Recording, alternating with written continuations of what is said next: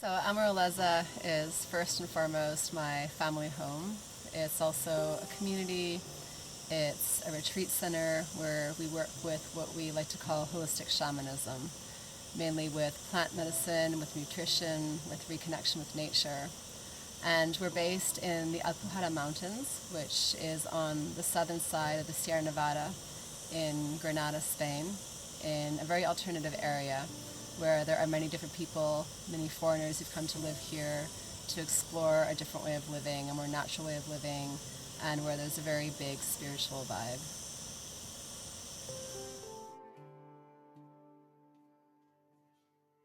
So our ayahuasca ceremonies are held at night.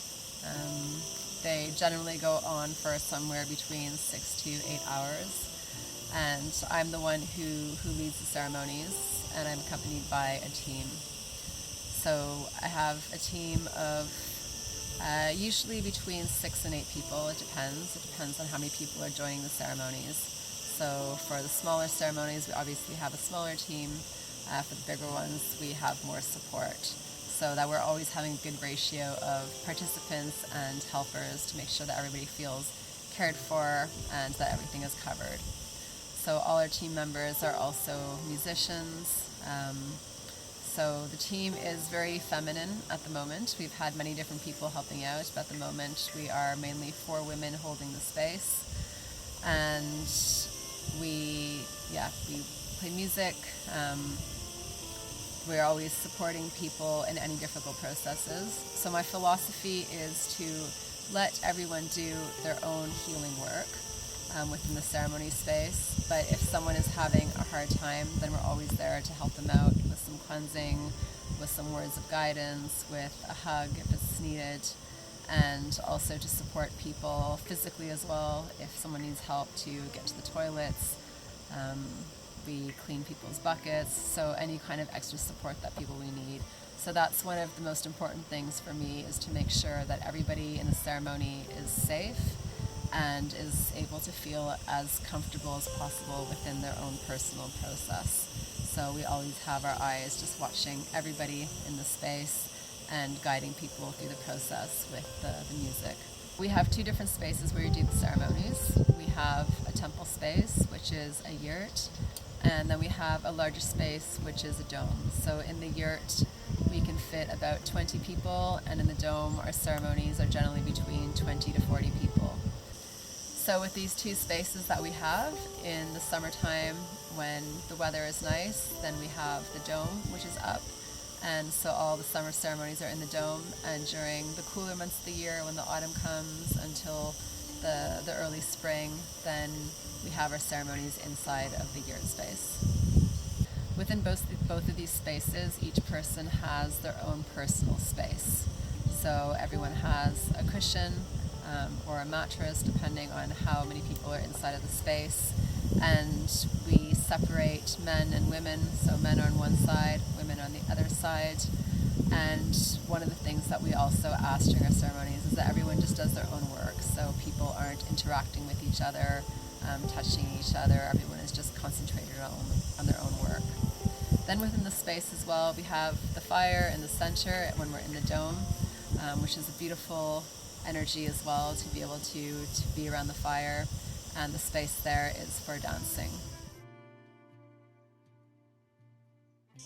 So the energy of the ceremonies here is very much a Brazilian energy, although none of us are Brazilian, but that's the background that we come from. So this is working with an energy of joy and transformation. Within ayahuasca ceremonies and traditions, there's many different ways of working. So some people, they like to go very deep in the darkness. It's a very passive energy, or maybe there's just the shaman who might be singing Icaros. People are lying down. And the way that we work here is we work very much with joy and transmutation and transformation. So the ceremonies are very lively, the music is very lively, there's a lot of joy and a lot of dancing. And this comes from my philosophy that already life is very difficult, and many of us have had a lot of challenges, and we've been through a lot of suffering. So it's also possible to heal with the energy of love and joy. And we don't always need to go into the darkness in order to heal. if it comes, if we need to face it, then it's also welcome. But I don't purposefully take people into that space. We keep the vibration high and we keep the joy high throughout the entire night. Our ceremonies are held in English. However, I speak several languages, so there's always the possibility as well to translate for anyone who speaks French, Spanish, Portuguese, or German. And generally, it's very multicultural. There's many people that come from many different countries to our ceremonies, so there's usually also the possibility to translate to other languages as well, but the main language is English. So the journey with ayahuasca is very different for each person. You never know what you're going to get. Sometimes the ceremonies are very gentle, very loving, very blissful, and other times the ceremonies can be quite deep and can be quite difficult as well. And many times as well, it goes in between the two. So you can have moments of just bliss and then moments when you go down into the deeper depths and come out again. So for those who haven't had ayahuasca before, then what you can expect, which is a very common reaction in the body, is some sort of cleansing process, which usually comes in the form of purging, or you need to go to the toilet. It can bring up a lot of physical issues, can maybe bring up some pain in the body, can bring also some feelings of maybe some fear, some anxiety, but this is just the medicine working, showing what is present in the body, and it's something that it's always able to go through just by breathing, concentrating on the breath, and knowing that all this is going to pass. So this is a normal reaction. So sometimes people ask me about drinking medicine here in Spain versus drinking in the Amazon, whether it's more authentic if you go to the jungle and if you take the medicine where it comes from, and whether it's actually good to have medicine outside of its place of origin. So I can only speak from my own personal experience, but I felt really grateful that I discovered the medicine in England and not in the Amazon, because I originally thought one day I would go to a place like Peru and I drink with a shaman and I have my experience, and I wanted this authentic shamanic experience. And then when I drank the medicine and it was in England, I was so grateful that I was able to do it in a place where I was able to speak with the people that were around me, because at the time I didn't speak any Spanish or any Portuguese. So I felt really grateful that I could speak in English with the people that were holding the space, because it was quite strong and I needed some help with the integration. And I felt really grateful to be able to connect with people, and that there was also this cultural understanding of where I was coming from. So I often hear stories about people who go to the Amazon to go drink medicine for the first time and have quite difficult experiences, because first of all, they don't speak the language. It's a completely different culture where maybe the shaman or the people holding the space aren't really up for connecting so much with the people that are coming. They're just doing their shamanic work, which can be very deep, but sometimes there's no sort of holding to understand the cultural context that people are coming from. Because in a lot of places there, for example, they don't really understand common things that we have here, like depression, because in many of those places they're more in just the basic needs and in survival mode.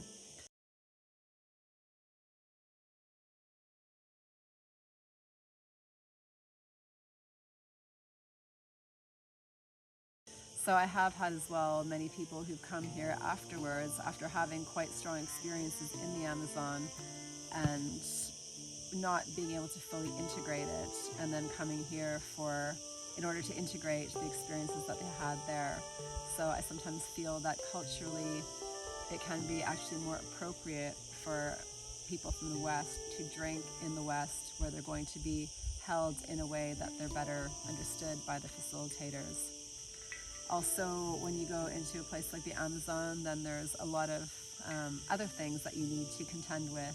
For example, poisonous snakes, lots of mosquitoes, a lot of discomfort, maybe a lot of heat, maybe things that people aren't so used to. So you're not only having to deal with your process with the medicine, but also having to adapt to a different climate, to the different culture, to different animals, to many other things, which can make the experience more challenging.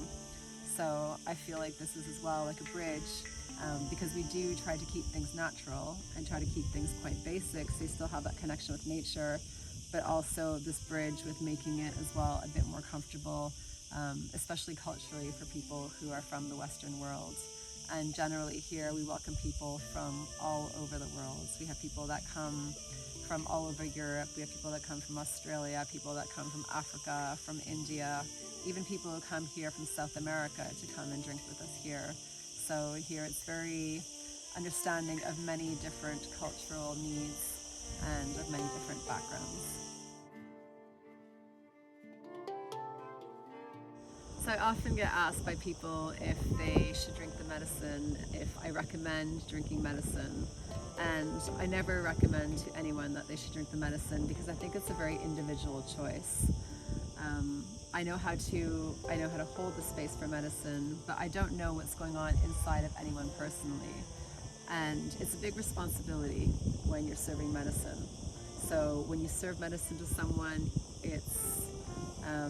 you're responsible for what happens in that process and also what happens after that. So the call for medicine really has to come from within. Only you know whether this is something that is good for you. And sometimes people come here as well and I'm very enthusiastic and want to share the message with everybody and want all their friends and families suddenly to drink medicine. But this is something that has to be really felt, and I feel that when you're meant to drink the medicine, then you receive the call from the medicine. So it's always really important to just tune in and feel if this is the right thing for you in this moment. And also when it comes to drinking the medicine, so the way that I serve the medicine is I let people tune in as well to what they're needing. So in some traditions, they might give you a really big cup of medicine, and sometimes it's just too much. So I also try to work with people's sensitivities, and I check in if you're someone who tends to be more sensitive. If maybe you're not ready to go so deep, then I also give the possibility of starting more gently and just taking the time to build a trust with the medicine. Because I think with these medicines, it's really important to first listen to yourself. The medicine is a great teacher, but actually the greatest teacher we have is the one that we have inside.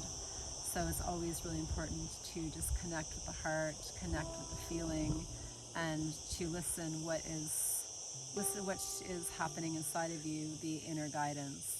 And although the medicine can really illuminate a lot of our processes, the medicine isn't the one doing the healing. We are always responsible for our own healing. So it's what we do with the messages of the medicine, it's how we integrate it, and it's how we walk forward in our lives that is the most important. So before embarking on this medicine path, then I studied in university. I have degrees in psychology and criminology, and also I have a degree in naturopathy. So before beginning with the medicine, then I was working as a naturopath, working in different centers, and also working as a raw food chef. So I've always done many different things. When I began working with the medicine, then I was concentrating mainly on that. And then in more recent years, then I've also decided to expand a little bit with what I do. So I've also done a Kambo training. I serve Kambo, and I keep doing the work as a naturopath. And I've also trained in something called sexological body work, which is about reconnecting with the body and with sexuality. I work as a translator as well, and a chocolatier, and many different things. But the focus has always been on the medicine for the last 20 years. But I like to also mix things up a little bit because I know the importance of using many different tools for healing. And also I've began to offer integration sessions in the last few years, as I noticed that many people were coming to the medicine and were getting a lot of teachings, but then were having difficulty when they returned home to keep up with what they learned and to really put it into practice in their daily lives.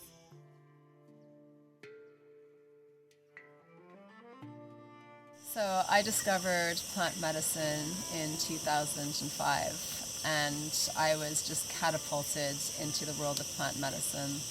The first time that I went to drink medicine, the person who was facilitating the ceremony told me that you have a very strong path with this medicine. And at that time, I didn't really know what he meant. But after the first ceremonies, I was asked to organize some ceremonies here in Spain, which I did. And very quickly after that, I was asked to start holding ceremonies, just for my friends, for the people around me. In that time, in that first year, then I went to a lot of ceremonies. I was mainly going to England to go learn there, but also traveling to other places in Europe, and then eventually went to Brazil as well, where I learned how to make medicine and to keep studying with the medicine. So there was a lot of intense study in the first years of drinking medicine, and very soon I was asked to hold space here. So it began with just a small group of people, and it was within the Santo Daime tradition, which is a tradition and an official religion which comes from Brazil. I was on that path for 10 years and held a lot of ceremonies here. It was probably about every 2 weeks for the first 10 years. And then at some point I felt that I was needing to expand my path and to just also discover other ways of drinking the medicine, because although I felt that this was a very beautiful way and I felt very connected to this path, there was something in it that was missing a bit for me.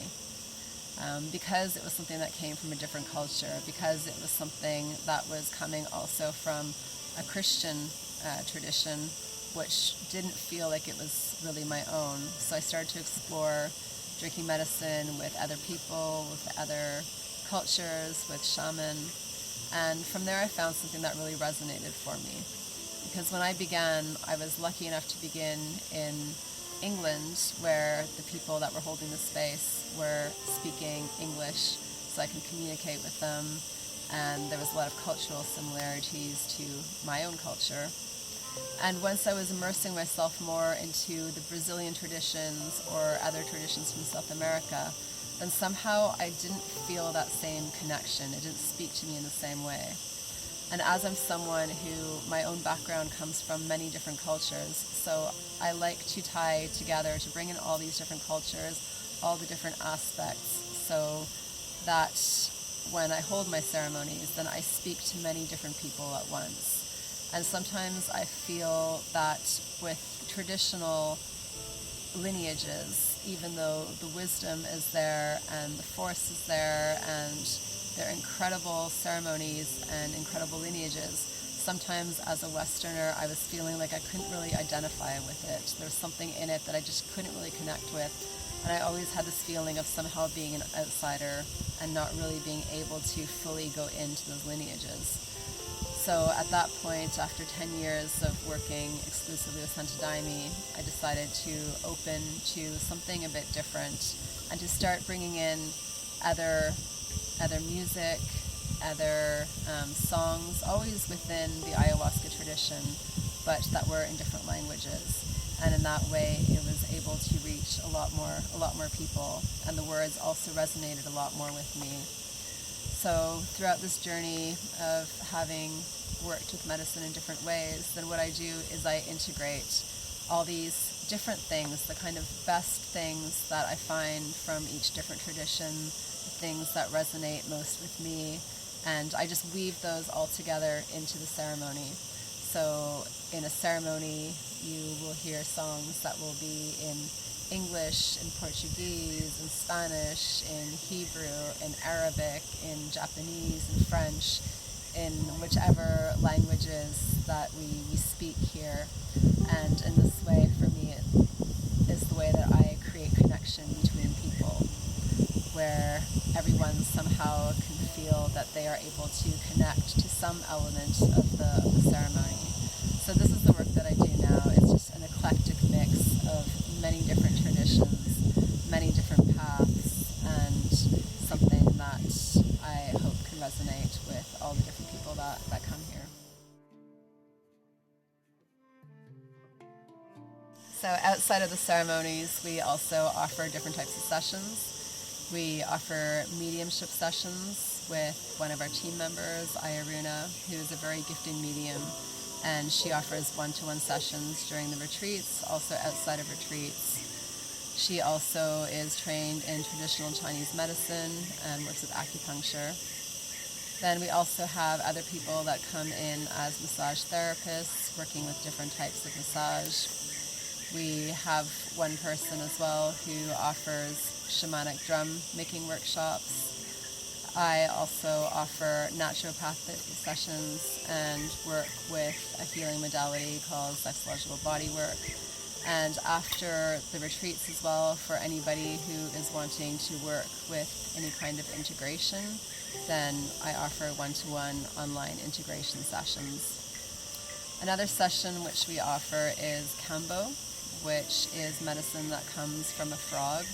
It's a secretion that is taken off the back of the frog, and this is applied onto the skin, and this is an excellent tool for helping to heal not only the physical body, also the emotions and the mind, but it's a strong purge, a strong cleanse for the physical body, which is especially helpful in preparation to take the ayahuasca and also to heal any physical complaints.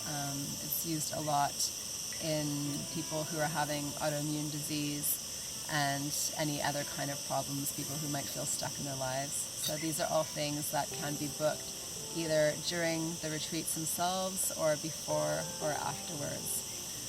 So during the day in the retreat, we offer these extra sessions, and otherwise people just like to generally relax and chill because the ceremonies are held at night.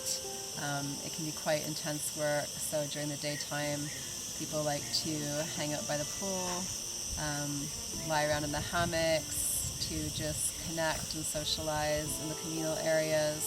It's also a beautiful area to go for a walk in the nature around here, to hang out in the forest. So usually we don't have any specific planned activities in between the ceremonies themselves, just giving people the opportunity as well to rest and relax and connect and to prepare themselves for the ceremonies.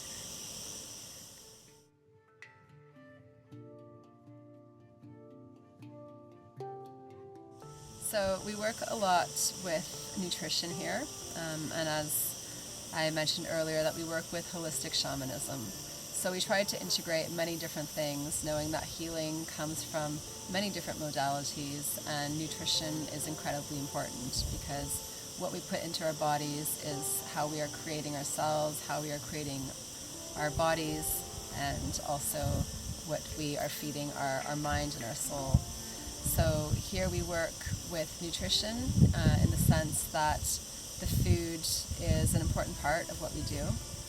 We try to work with conscious nutrition, which means that we are preparing all the food ourselves. We are using only whole foods. Although the space is vegetarian, so people can bring in things like eggs and dairy if they would like to. When we prepare food for groups, then we keep it completely vegan, with the exception of some honey on the side for those who wish to use honey. And also within this nutritional framework, we keep the food about 80% live, trying to feed people fresh ingredients.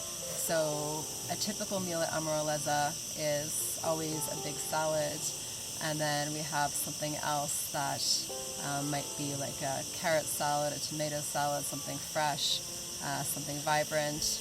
And then we always have some type of potato or starchy food. We might have quinoa, we might have millet, we might have buckwheat. And then sometimes we have things like lentils or chickpeas. And yeah, very colorful, nutritious, tasty food. For breakfast, we offer chia pudding with fruits and nuts. And so the intention with this is to keep everybody vibrating really high, feeling very nourished, and having energy to do the work with the ceremonies and to feed their bodies with good things. And also to give people an opportunity to let go of addictions. So many people come here trying to release different types of addictions. Often things like sugar or gluten. People might be trying to release addictions to these foods, to caffeine. So we also have a no sugar, no caffeine, no gluten, no processed food policy here. So that makes the food also available to everybody. And if anyone ever has any kind of nutritional allergies or any other special needs, then we also make sure that we're able to support those people. And one of the things that people tend to say when they come here is that they receive as much healing from the diet that they have been following during the time here as from the plant medicine itself. So this is really a cornerstone of the work that we are doing here.